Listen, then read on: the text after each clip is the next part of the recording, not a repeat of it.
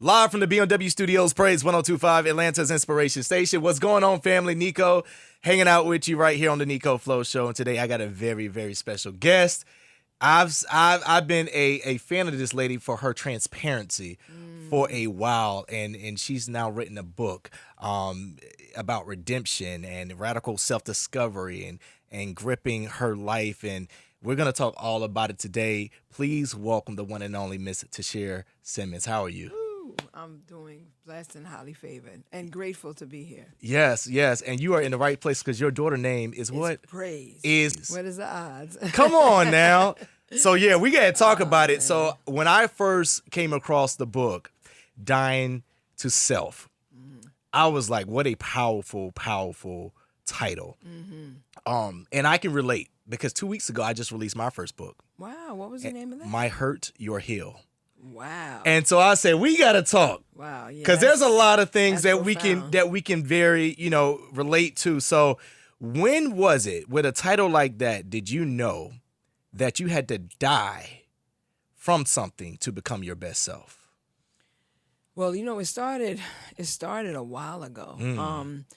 But it was around the time when my ex-husband passed away. Yeah. Because I was tired of holding myself back, and it was just a constant attack after attack. Yeah. Just being in that industry or being a part of that industry is just a devil's playground. I always say that. So when after he passed away, and then I lost my dad 2 years after that, the emotions was overcoming me. Yeah. I started to feel very stuck and stagnant.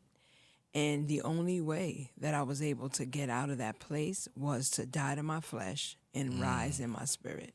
And I did not know how to articulate that when I speak at, women conferences or churches, brunches that I was invited to speak.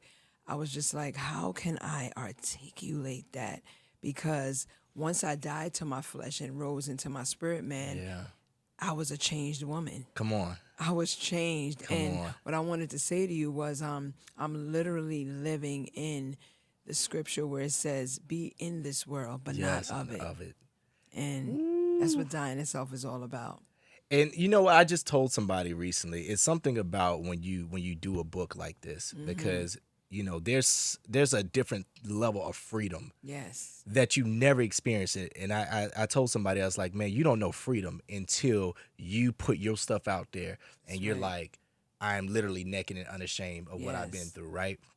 So I wanna ask you, like, was there anything in the book that while you were going through the process of writing that you said, should I keep this in there? Or when this gets out, I don't know. Like, I don't know, God, is this what you want me to do? Like, because I know I had that moment. So I'm curious, did you have that moment? Yeah. You know what? I had a few of them because one of the chapters is called demonic. And I feel like the biggest trick that the enemy's ever pulled is to make people think he don't exist. Even though he is not as powerful as God is, he's out here and he's tricking and lying to so many. So when the experiences I had with demonic attacks seems a bit far out there. Yeah. So I was just like, are they even ready for that? That was one. Then, I've been celibate for 10 years.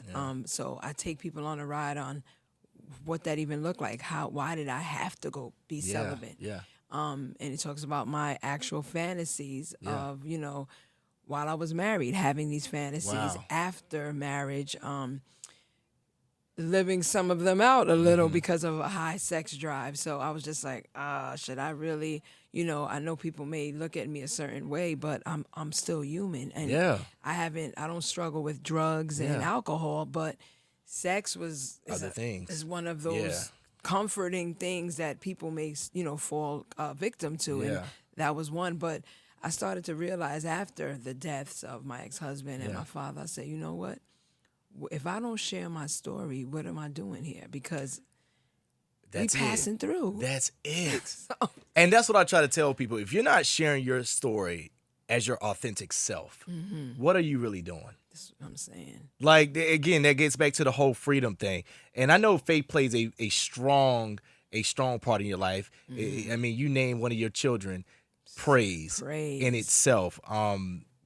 Like, how does your relationship with God, like, prepare you on this walk for this book, Dying to Self? The relationship with God is everything. I wouldn't have been able to do this book without him. It was until I tapped into the spirit man is when I was able to align with God and hearing his voice and giving me confirmation that, no, this is an assignment that I think you're ready for, and it's time for you to walk in it. And it's not an easy assignment because I'm literally touching souls, changing and transforming minds. So with that, the enemy's mad. And I see that. Yeah. And I know that this is nothing but the enemy coming against me because of the calling on my life and because of the strength that I have in doing this. You know, getting out there. People are afraid. People don't like to be transparent. People They don't. And they look at, and this is what I'm finding too. So when you're transparent, you get one or two type of people who are like, I can't believe you did that. And then the other part is, and this is the people I think that we do it for, is the people who are, who see it and it's like, okay, I can do it too. You know, I don't know how many people you ran into who have seen your story or read about your story, but now it's like, now I feel comfortable enough to come forward to say, hey, I've been through these things too, or I've experienced something very similar to what you had, so there's no need to feel ashamed. How has your family been with this? Because I know that can be a thing too. It was in the beginning, way before I even touched into the Holy Spirit. They was just like, you know, this can be embarrassing, you know, the things that you're talking about. Everybody, my father in particular said, everybody don't need to know everything. Yeah. Like that was the things that I was being told. And that was something that I've always been told since I was a kid. You know, I was always very transparent. I just really brutally honest as a little kid, and my parents would always shun me and just say, no, you know, don't talk about that right now. So the fact that, you know, now I'm really walking in my truth and in my freedom, and I don't care what my family thinks. No. You know what I'm saying? Like, that's the real freedom, because I don't remember a bunk bed being in a casket. Like, I'm going by myself. So I'm like, so what am I playing? Why am I waiting? Why am I afraid? Why am I ashamed? And but it's really being in the spirit that will give you that freedom, though. This flesh is just have you in fear, have you stuck, have you double thinking yourself, doubting, you know, God. So I love that for you. And one of the things that, you know, when it's kind of like you want the family support, but you also have to tell your truth. And that's what everybody was telling me. They was like, we can't get mad at you because that's your truth. That's right. It's your story. Yep. Everybody's story is different. Let's talk a little bit about, if you don't mind, the late DMX. Yes. Let's talk about, you know, it's no secret that he had a strong spiritual connection, very strong. What was that like? What was that like towards the end for him, and you guys spiritually, you know? Like, as far as where his walk was? Yeah, but his walk,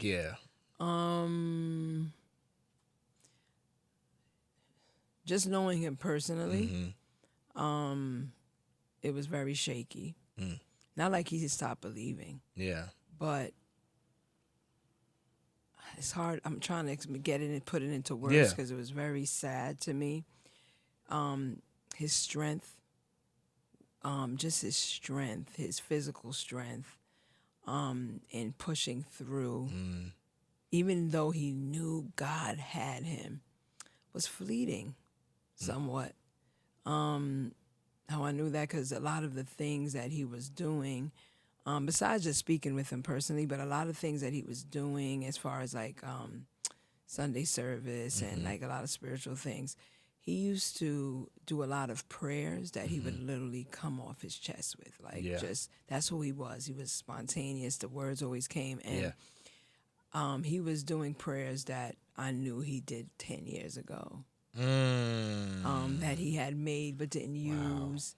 And I was just like, that's not like him. That's not off the top. It's not the fly, which is, I mean, to somebody they'll just probably say, oh, he probably wanted to use that prayer. But no, he was very from the heart type of person, and what he felt in his spirit, he would say in his prayer. Yeah. So to see that and hear that, I should say, it made me kind of worried about where he was mentally, spiritually. You know, what was it? Was there a block going on? Yeah. So I was always concerned in his past couple of years of life because he introduced me to Christ. Yeah. I transitioned from Muslim to Christ because of his faith and the way I saw him move mountains by just his faith. So, you know, the devil did quite a job on him, you know, because he was one in, one out, though. I always say that. I mean, all of us, it don't have to be the way he was, but if you're not 100% aligned and doing, you know, walking with God, taking all these distractions away, and come. Yeah, exactly. Yeah, it's not easy. It's not easy, and like you started off the interview by saying, the devil's playground. You know, we're this entertainment industry, whether it's radio, music, or television, whatever it is, there's a lot of distractions that can take you off your purpose. And I want to say that I was going to ask you, what do you feel like DMX would think about this book if he was to read it? I think he would appreciate this one more. My first one I did, You Think You Know, But You Have No Idea. I was definitely in a different place. It was about 20 years ago. Yeah. I was very hurt, broken, confused. You know, it was written based on, because I was tired of people thinking they know my life or thinking my life is amazing because of the name, you know, probably where I lived or what kind of car I drove. Meanwhile, I was about to lose it because they didn't even know my marriage had fell apart. Right.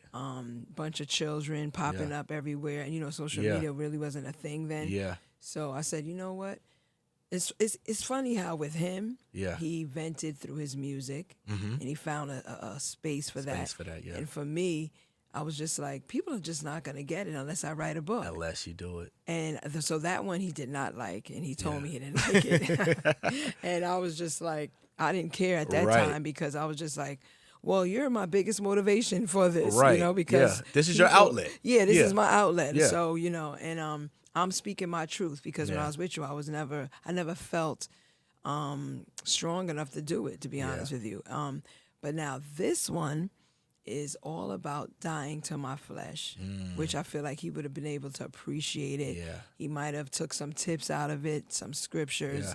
And it probably would have had him thinking, because he was definitely in a place where he needed to kill his flesh so bad and rise back in his spirit man that I once met him in, where it stayed consistent.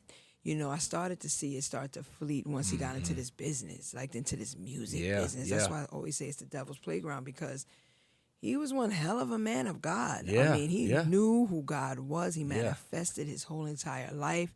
And then to get into this devilish industry and to see him gain the world and lose his soul scared the living hell out of me, to be honest with you. Yeah. And I was just like, okay, whatever I do, I ain't giving my soul to the devil. I know that's whatever I do. I know that's right.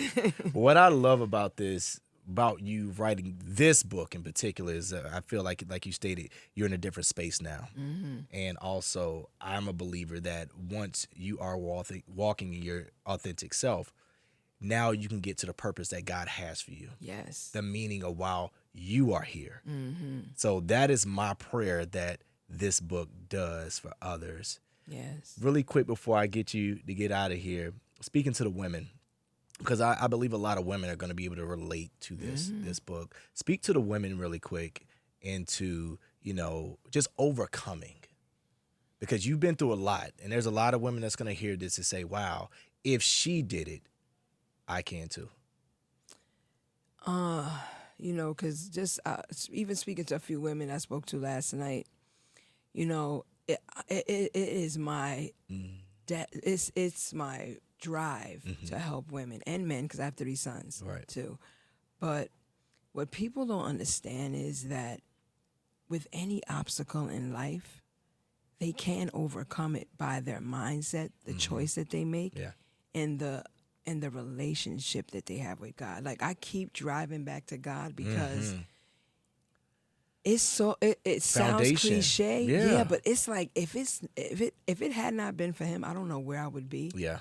And it's really easy to get with him. Yeah. I mean, he's literally sitting there, and I mean, I'm talking to the women. Yeah. God is literally like a little puppy, waiting. Like waiting. Yeah. Like, are you tired? Like, are you tired of doing this? Are you tired of doing that? I am here. I've always been here. I've never left you. I love you unconditionally. And until the time when we get tired of sick of being tired. And he needs to be first. If you're gonna overcome anything in life, I keep saying obstacles, but it's not even an obstacle. I don't even look at things as obstacles anymore. Yeah. I'm just saying the challenges. Yeah. The things that the enemy tries to distract us with. If we feed our spirit, man, we can overcome anything. Say that. So this is what I would say to even men, because a lot of men gravitate to me too. Yeah. Because they're like, you was with DMX. Yeah. And you held him down. Yeah. Like, what's up? Yeah. Yo, like, what's your I need you to speak to my Help wife. me. Yeah, help me. Yo, what can I do? Like, you know what I'm saying? So even with the men, Yeah. you know, be patient. Yeah. Maybe get yourself into God. Not maybe.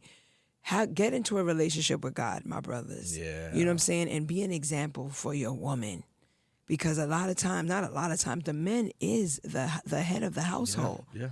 That is the order of God. Yeah, absolutely. And these women is tired. Yeah. You know, they tired. Yeah. They ready. They want their man good. to stand up. You talking good. You know She what I'm talking saying? good. So I'm just saying, like, come on, my brothers. Yeah. Like, stand up and be a witness. Yeah. Be a role model. You know what I'm saying? And let's show these women, like, I could be just as obedient as you can. Yeah. Because women, we respect that. But we so used to carrying everything on our back. Yeah. You know what I'm saying? Yeah. So I mean, that's it. That's it right there. You talking really good. Listen, I'm super excited to dive into this. Dying to Self, Tashera Simmons. Where can they catch the book and where can they follow you? So the book they can order through Amazon.com, Barnes and Nobles, and Books A Million. Okay, awesome. Where they can find me, and my page is on fire, y'all. Okay. Is all things Tashera Simmons. Tashera Simmons, the real Tashera Simmons on Instagram. Okay. And then Snapchat, TikTok, and Threads, and TikToking? Facebook. Nope, I sure don't. I got one TikTok. I bet your TikToks will be fun though. I need to do one. You sound like you a ball of fun. Thank you, because I am. Me and my kids be rolling. Now, I got 20-year-olds with me, rolling with me. You like the cool mom. I love it. Thank you. I appreciate it, Neiko. Yeah. I do. Yeah. But, like, follow me, everybody. I got a lot to say, and I'm just getting started. Me and God's just getting started. I love it. Listen, you are beaming. And this conversation has been amazing. I know this for everybody else, but I truly believe that this is confirmation for me too. I was looking forward to this interview because you said a lot of things that I can relate to. Wow. And I'm just looking at you like, man, you done. Man, I see it though. I feel your spirit. Yeah, I feel yours too. Yeah, I'm like really connecting with you right now. Yeah, like it's there. I feel like your spirit is saying more, but you're trying to keep it like, like I feel it. I'm like, man, yes. So, man, we gonna have to do a round 2 of this. Yes, we have to. For sure. And you can be like, you said you and God was just getting started. What's up now? Oh yeah, we got it. Yeah, we got it. We may have to do a little book tour or something. Yeah, I would love that. Ladies, men, Tashera Simmons, Dying to Self is out. Make sure y'all get it. Please follow her on all social platforms and go get that book, please. I promise you it's gonna bless you as much as this conversation has blessed me. Wow. Thank you so much. Thank you, Neiko. Yes. The blessed one. Yes.